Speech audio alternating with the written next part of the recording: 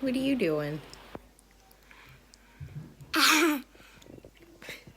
Hey guys, welcome back to my channel. But this is just a pregnancy update for weeks 35 to 38. I will be 39 weeks pregnant. Today's Monday, on Wednesday, so I'm technically 38 weeks, 5 days. What are you doing? This is one of my twins. This is Brady. But anyways, I just wanted to come on here and let you guys know, so far no signs of labor. I have had like a few more Braxton Hicks contractions than usual, but they're like so minimal that I don't even think that I would recognize them if I hadn't, this wasn't my 4th pregnancy. Stop it. So yeah, I mean, I haven't had any type, this might be a little TMI, but I have had like increased discharge. It's been just kind of like white, creamy discharge.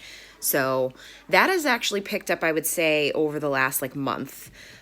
So pretty much since my last update, I've definitely noticed, like, I'll have to stop what I'm doing sometimes and go to the bathroom and just check like what's happening, because like I can feel things happening, and I just always want to like pop in and make sure it's not like blood or mucus plug or anything like that. But so far, nothing.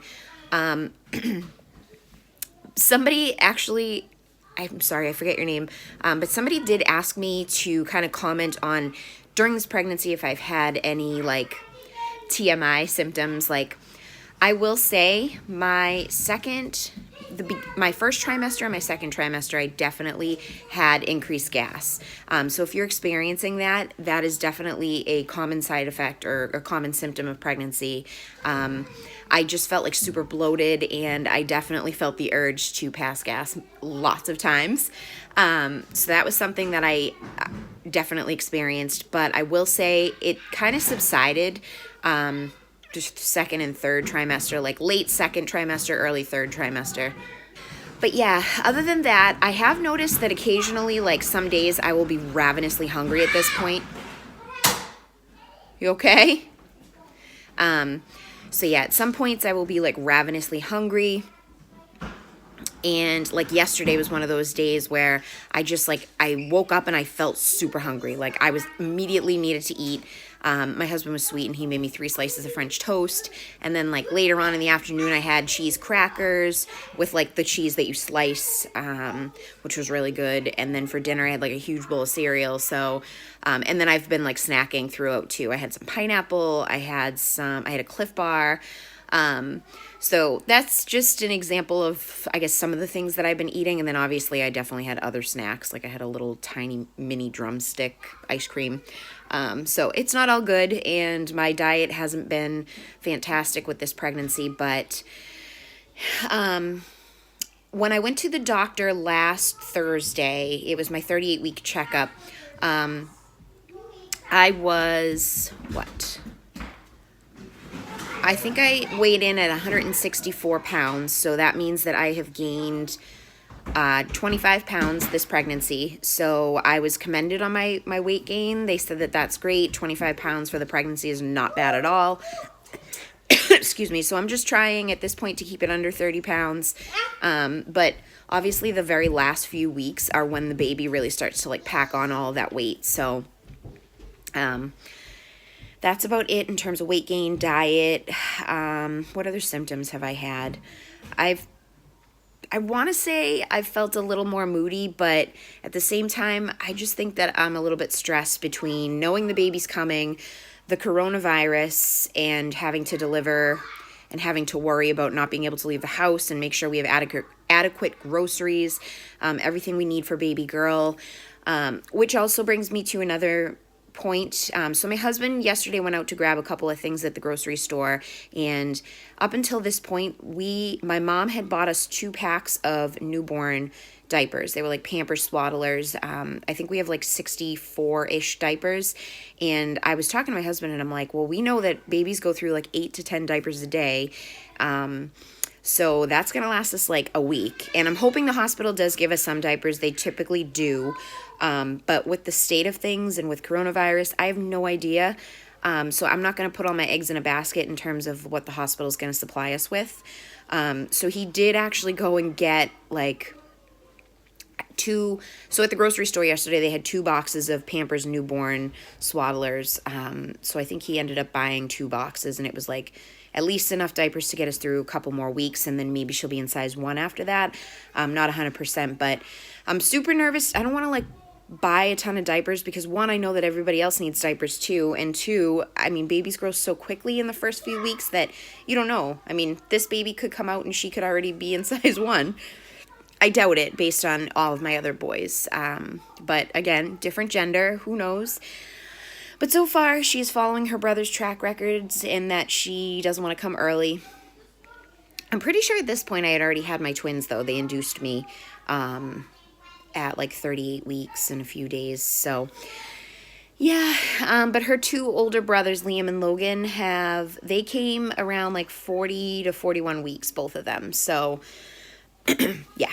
I don't know. I've had this feeling in my gut that she's not going to come until at least 40 weeks. But tomorrow I have an OB appointment. It will be my technically 39-week appointment, even though so my OBGYN considers my weeks to switch over on Thursdays, but according to all of my tracking and stuff, I got the day before, which is Wednesday, so I've always said that my weeks switch on Wednesday, and they said the day after on Thursday, which isn't a huge deal in the grand scheme of things. So technically I'll be 38 weeks, 5 days, according to them when I go in tomorrow, but I'll be a day short. I'll be at 38 weeks, 6 days, according to my own. But either way, it's technically my 39-week appointment, and I guess they said that we would discuss, like, induction dates and stuff and get that all scheduled, and then obviously it's just a waiting game to see if baby comes on her own or if I make it to my induction date. So my actual due date, according to the OB, is April 9th. I always say April 8th just because of like when I was obviously you guys know when you followed my journey, I tracked my ovulation and everything down to the day. But they base it off of like, ultrasounds, and it's weird because one ultrasound that I had said my, estimated delivery date was 4/8 and one was 4/9. So I'm like right in between. So who knows? But anyways, I was thinking about like dates that, I don't know. I haven't decided if I want to choose my date based on like the number or if I want to ask. So there's this one particular doctor that I'm absolutely obsessed with. He delivered my oldest Liam and he delivered my twins. And he's like, I think he's the owner of the practice at this point, or he's definitely one of the partners. But he's awesome. He's been an OBGYN forever. And he's amazing. If it weren't for him, I would have ended up with a C-section with my twins. Because baby B, my son Brody, ended up flipping breech after my son Brady was born. So typically they would just rush you into the OR. If a baby is breech when you're about to deliver, they usually will do a C-section just because of the high risk of death, lack of oxygenation. There's a lot of things that can be complicated when you have a breech baby. But yeah, so he ended up he was like, I know you're a great pusher. I'm just going to reach up and I need you to push and I will help kind of pull this baby down. And he did. He was born 2 minutes after his twin. So yeah, one of my twins was born at 12:12 a.m. One of my twins was born at 12:14 a.m. So that was kind of crazy. But let's see if I can think of anything else. So we're going to talk induction dates tomorrow. Otherwise, I have nothing exciting to update. I'm trying to go through all my body systems and see if there's anything like new that I've been experiencing. Emotionally, like I said, I've just been stressed between like trying to remote learn with the kids, aka homeschool kind of. And I think it's going to get a little less stressful because I guess my preschoolers, my twins, their teachers sent out an email giving us the option to choose if we wanted to get work sent home. And at this point, I think like being so close to delivery and just having 2 that I already need to worry about their academics and just having so much on our plates right now, I think I'm just going to pass because a lot of the work that comes home for them is, one, the teacher will read a story and I just let them watch it, which is great, and I'm very fortunate, but like when I go into the hospital, I have to download the app that they post their videos on my parents' phone, and I don't know. My dad's pretty technologically savvy, but my mom is not at all. So I don't know. I don't want to force them to have to like do school with them. So they might be like a day or two behind in their work. So we might end up having to like take up a weekend, unfortunately, and do whatever they miss while I'm in the hospital. But yeah, that's about it. It's just been kind of hard to keep everybody quarantined. I mean, obviously we're still letting them outside, and we're fortunate that we have a big yard that they can run around and be crazy and just get their energy out and not come within 6 feet of anybody, besides anybody that we've been in quarantine with in our own household. And I mean, it's kind of nice that I have 4 boys because they do all play together. So if my twins always play together, my older 2 usually play together. So it works out. But I just can't wait to get this baby out. One thing that I did want to talk about, I've been Googling, like chronically Googling the midwives brew, and I like want to do it so bad, but obviously I don't want to send my husband out just to get those ingredients because I don't want to put him at risk if we don't absolutely need those things.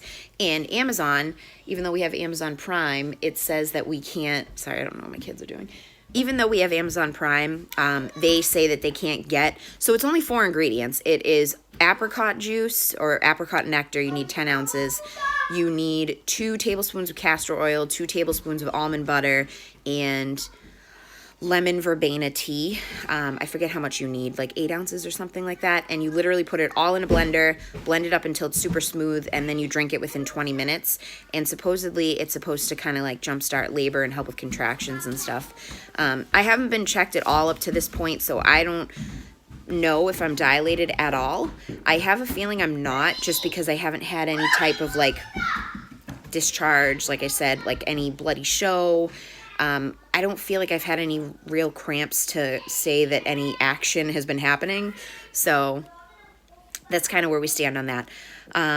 But yeah, so I might tomorrow actually ask them to check me just to see like what's going on, if there's any progress. But I mean, I know it in the grand scheme of things, it doesn't really matter, because with some of my children, I've been 2 to 3 centimeters dilated, and I was like that for 3 weeks and they didn't come. And then with the twins, like I had gone in and they checked me, I was like 0 to 1 centimeter dilated. And then the next day or 2 days later, I went in and I was already in active labor. Sorry, I had to open a snack. So yeah, that's about it. Really nothing to talk about on the labor front. We did finally set up baby girl's bassinet, which is exciting. Obviously, the coronavirus threw some monkey wrenches in our plans. My mother-in-law was supposed to originally fly up from Florida, and then obviously all the coronavirus stuff happened, and now we would never want her on an airplane, just because of the risk of exposure and being on this little vessel in the sky with all these people that could potentially be carrying it. And then on top of it, then she was going to drive up, and I still just don't, we decided it was just a much better move for her just to stay home. We just didn't want her to have to drive all the way from Florida to New Hampshire, because 1, that's a really long drive. 2, I don't want her to be exposed and at risk at all the rest stops she might stop at, using restrooms and like convenience stores and just all gas stations, all those things. So that kind of changed our plans, and it's a bummer, but there's always FaceTime, and her safety and our daughter's safety is definitely, and our other children's safety are definitely the top priority here. So yeah, she's going to be staying home. My parents are going to be coming over. They live just in the next state over. They live in Massachusetts and we live in New Hampshire. So my parents, they have been quarantining. That's the plan. Parents are coming over to watch the other 4 while my husband and I go in. As it is right now, they're still allowing 1 support person. I am hoping and praying that nothing changes. I know New York just passed I guess it's a law. I don't know if you'd call it a mandate. Just basically stating that anybody that is in labor is allowed a support person regardless. Obviously, if they're symptomatic, then they have to do what's best. But if you have an asymptomatic support person, especially one that's been living with you the whole time, if they have it, you have it. Like, it's silly. But they're saying that there's just better outcomes when a person in labor has that support person. So they are allowing one support person per laboring woman, and it has to be the same person throughout the whole hospitalization. So as long as that stays, I am happy as a clam. My OBGYN's office, however, will not allow of any visitors other than the pregnant person, which is totally fine with me because my husband's been having to stay home with the other 4 this entire pregnancy. Like, he came at the very beginning when I had my first ultrasound just to make sure everything was okay. And he came to the anatomy scan at 18 weeks. And, I mean, none of this coronavirus craziness was happening at that point. It's just amazing how much has changed. And I'm wondering if this little girl being born into a global pandemic is any reflection on how she's going to be. Pray for us. But anyways, that's about it. If I have anything else to update you on, I will do so. I do plan on sitting down with my husband some point very soon, and we're going to film a names we like but won't be using tag. I feel like that's just one of those videos that I find fun to watch, and honestly, my husband hasn't been on many videos, and he agreed to do it, so I was really excited about that, and I just think it will be fun because, one, we're not having any more kids, so these are all names that we liked and probably would have used if we had had more children, but at the same time, we have 4 boys, and this is our 5th girl.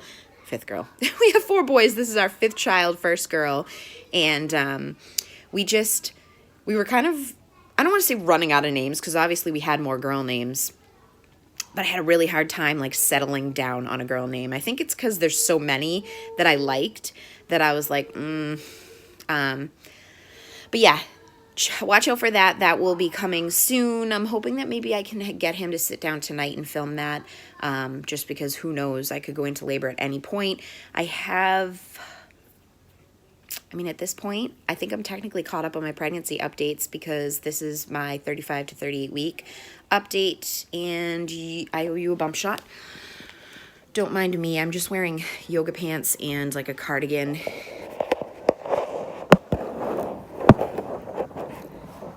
I'm hoping that you can see, but my maternity shirts are starting to get a little loose. But yeah, don't mind. I self-tanned. This isn't like, sometimes I'm so itchy and I like scratch skin off my stomach that it looks weird and like colored, but that's from my bra from rubbing, and I have to shower off my self-tanner, but I've been trying to keep up with it in case I go into labor. My belly button has officially popped. The turkey is done. And I don't think I have any stretch marks that I can see. This is actually from a belly button piercing that I had when I was like a teenager, and then I ended up accidentally ripping it out when I was making my bed. It got caught on like a fiber of my blanket, and I went like this to like spread the blanket, and I ended up ripping my belly button ring out, so that was fun. And now I have a scar there. But yeah. This is my almost my 39-week bump. 38 weeks, 5 days.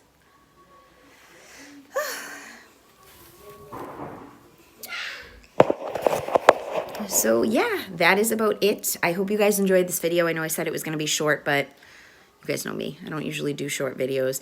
I do have to start getting better about that, though, because my husband was like, you're going to get more views if you have shorter videos. But I figure there's a lot of people that are at home bored right now. And, I mean, if you are going to watch a video, now's the time that I guess you could watch a longer one. But yeah, I hope everyone is doing well. Like I said, hopefully very soon I will have a baby in my arms. And I will be healthy, she will be healthy, and everyone in my family will be healthy. So please send your love, your well wishes, your prayers, and I will either update you with a 39-week and 40-week update, who knows, or hopefully this baby girl will be here before we know it. So excuse me. Give this video a thumbs up if you liked it. Subscribe to my channel if you haven't already. Leave a comment down below, and I will talk to you guys later. Bye.